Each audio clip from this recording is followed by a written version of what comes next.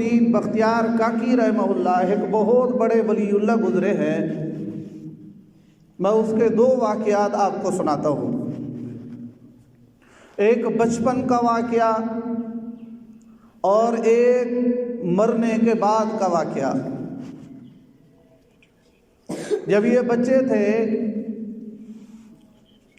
اس کے والدین نے یہ خیال کیا کہ ہمیں اپنے بچے کی تربیت کرنی چاہیے، ہمیں اپنے بچے کو اللہ والا بنانا چاہیے، ہمیں اپنے بچے کو اخلاق سکھانے چاہیے، ہمیں اپنے بچے کو اللہ کے قرب کا ذریعہ بنانا چاہیے۔ اب ماں نے سوچا کیسے بناؤں؟ سوچنے کے بعد یہ تدبیر سوچی، جب یہ بچہ مدرسے سے واپس آئے گا، اسکول سے واپس آئے گا، جب یہ گھر آئے گا اور کہے گا ماں مجھے روٹی دو، ماں مجھے کھانا دو، ماں مجھے پانی دو، ماں مجھے فلاں حاجت ہے، فلاں ضرورت ہے، میں اس بچے کو کہوں گی بچہ پہلے وضو کر، مصلی اٹھا اور 2 رکعت نفل پڑھ، اللہ سے توتلی زبان میں مانگ، اللہ مجھے کھانا دو، اللہ میں پیاسا ہوں مجھے پانی پلاؤ، اللہ میرے گھر آج سالن نہیں ہے، یا اللہ سالن کے ساتھ کھانا کھلاؤ۔ یہ مانگنا تمہارا کام ہے، دینے والی ذات اللہ کی ہے۔ اب یہ یقین بن رہا ہے، ماں اپنے بچے کی تربیت کر رہی ہے، ماں اپنے بچے کو سکھا رہی ہے۔ بچوں کی تربیت کون کرتی ہے؟ ماں کرتی ہے۔ آج ہمارے بچے تو پتہ نہیں کیا کیا سوچتے ہیں، کیا کیا کام کرتے ہیں، لیکن ماں کو یہ فکر نہیں کہ اپنے بچے کی تربیت کروں، اپنے بچے کو اللہ والا بناؤں، اپنے بچے کو اللہ کے قرب کا ذریعہ بناؤں۔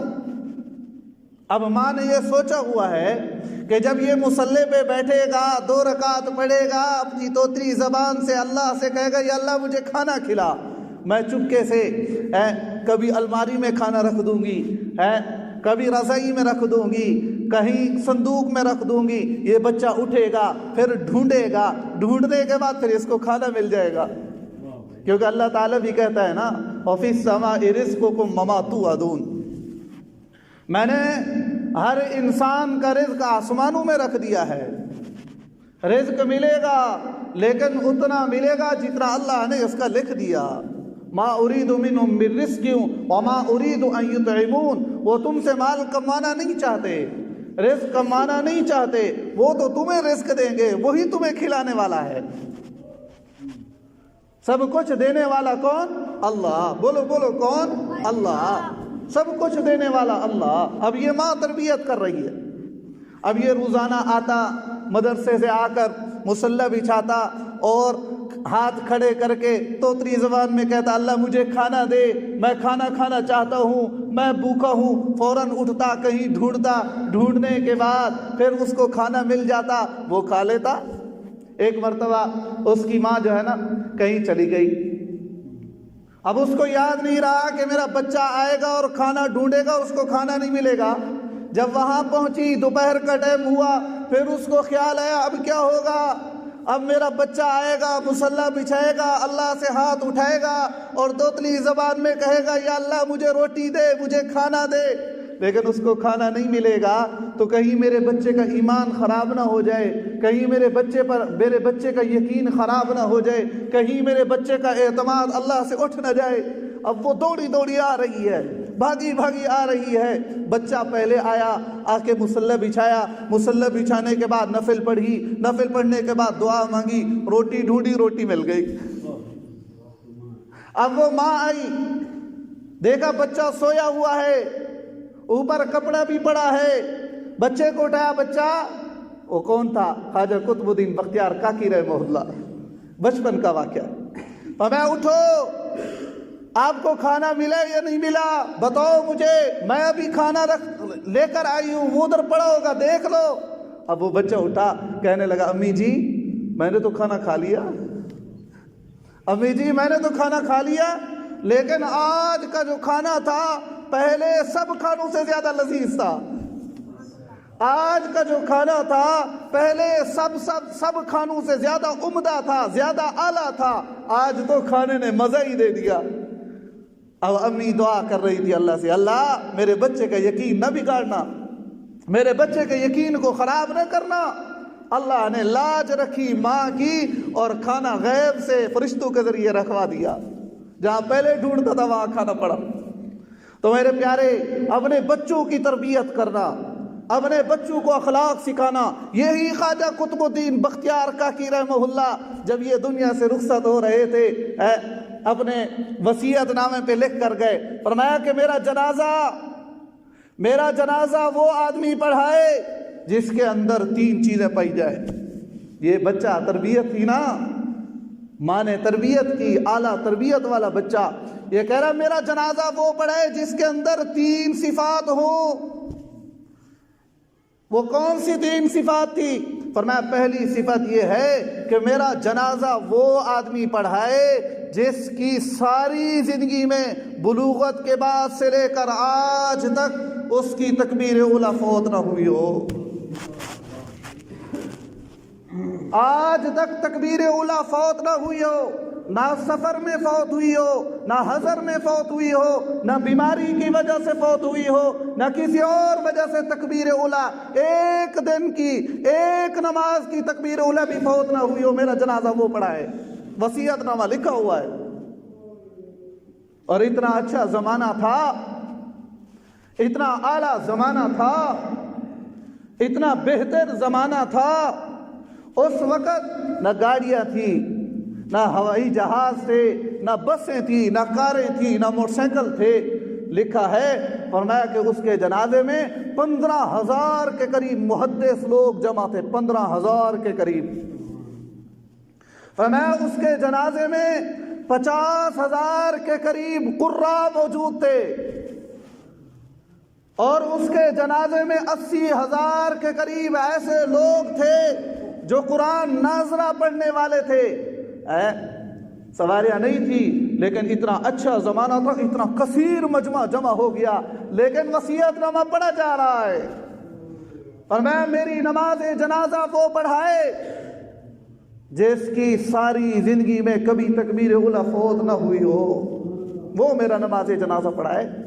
دوسری صفت فرمایا کہ میرا نماز جنازہ وہ آدمی پڑھائے جس کی ساری زندگی میں کبھی تہجد فوت نہ ہوئی ہو۔